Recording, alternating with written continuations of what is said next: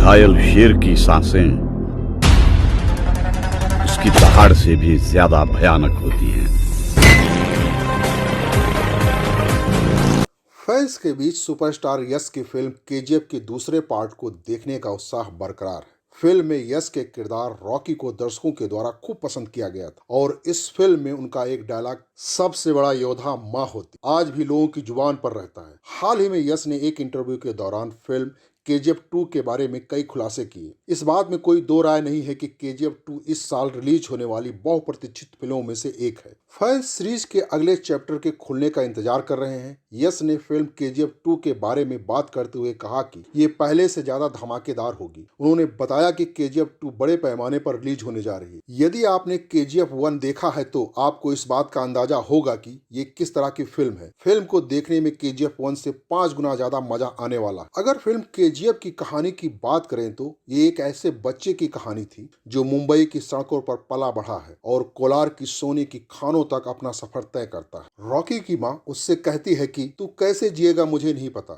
लेकिन जब मौत आए तो दुनिया का सबसे ताकतवर और अमीर बनकर मरेगा तू। मूवीज में बैकग्राउंड म्यूजिक का बहुत बड़ा रोल होता है और ये फिल्म के टूटे हुए हिस्सों को आपस में जोड़ता है। जैसे इस फिल्म में माँ बेटे के रिश्ते वाले सीन्स में आप केवल बैकग्राउंड थीम पर से ही इमोशनल हो जाते हैं। कई जगह भुवन की सिनेमेटोग्राफी देखते ही बनती है। माइनिंग वाले और 50 से 80 के दशक वाले सेट्स भी विशालकाय और अच्छे हैं। केजीएफ 1 में ज्यादातर वन लाइनर डायलॉग यूज किए गए हैं, जैसे सोने के गुल्लक को चिल्लर बटोरने के लिए नहीं रखा जाता, हाथ में मछली लेकर मगरमच्छ को खिलाने जा रहे हो, लेकिन मगरमच्छ को मछली नहीं हाथ पसंद है। इतिहास जल्दबाजी में नहीं रचा जा सकता, लेकिन आप प्लानिंग करके ब्लूप्रिंट बनाकर भी इतिहास नहीं बना सकते। इसी प्रकार के संवाद आपको केजीएफ 2 में भी देखने को मिलेगा। मूवी में आनंद बख्शी के गीत का एक नया वर्जन डाला गया है, गली गली में फिरता है तू क्यों बन के बंजारा। इसी तरह का गाना इस बार भी डाला जा रहा है। अगर फिल्म को गौर से देखें तो फिल्म में माँ वाला इमोशन भी है, रोमांस वाला भी, गरीबी वाला भी और मजबूरी वाला भी। लेकिन इस बार केजीएफ चैप्टर 2 में एक्शन पर सबसे ज्यादा जोर दिया गया है, खास करके क्लाइमेक्स सीन में, जहां पर संजय दत्त यानी कि अधीरा और रॉकी के बीच लड़ाई होती है। केजीएफ 2 में जो यश किरदार निभा रहे हैं वो एक गैंगस्टर के रियल जीवन से प्रभावित है। गैंगस्टर राउडी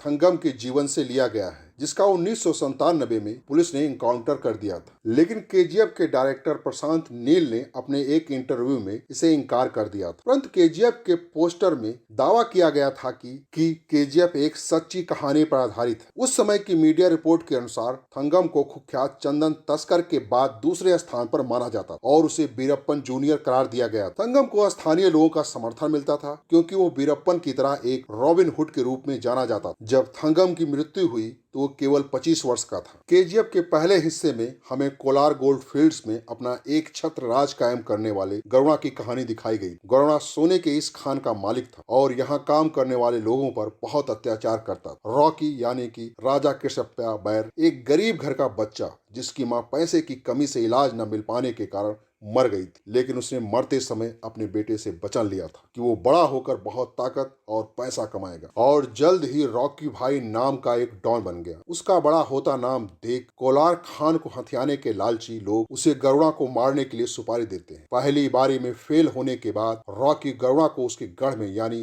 खान में ही मारने का प्लान बनाता और मार भी देता। पहली फिल्म यही खत्म हो गई। अधीरा गरुणा का चाचा है। सोने की खान के मालिक सूरवर्धन ने अधीरा को नजरअंदाज कर अपनी बीमारी के बाद खान को संभालने की जिम्मेदारी गरुणा को सौंप देता है। इस बात से अधीरा नाराज था। फिल्म के पहले हिस्से में अधीरा का कई जगह जिक्र आता है जिसमें उसे बहुत ताकतवर और क्रूर बताया जाता है। रॉकी के हाथों गरुणा की हत्या के बाद अब अधीरा की नजर भी खान पर है। दूसरी ओर रॉकी भी उस खान पर अपना कब्जा चाहता है। इससे उसे बहुत सारा पैसा मिलेगा और ये सब तब संभव हो पाएगा जब उसके पास ताकत होगी। मतलब वो अपनी माँ को दिए हुए वचन को पूरा करने के लिए ये सब कर रहा है। सारी टसल उस खान को लेकर है। इसलिए केजीएफ 2 में रॉकी और अधीरा आमने सामने होंगे। साथ में कई और खिलाड़ी होंगे जो कोलार गोल्ड माइन पर अधिकार करना चाहते हैं। पहली फिल्म में सिर्फ गरुणा को मारने की कहानी दिखाई गई। इसके आगे क्या होता है और फाइनली कहानी कहां पहुंचती है ये हमें फिल्म के दूसरे हिस्से में देखने को मिलेगा। लेकिन यहाँ मेन लड़ाई अधीरा और रॉकी के बीच है। केजीएफ 2 में रीना के कैरेक्टर पर भी फोकस किया गया है। आज के लिए बस इतना ही। आप हमें कमेंट करके बताइए क्या ये फिल्म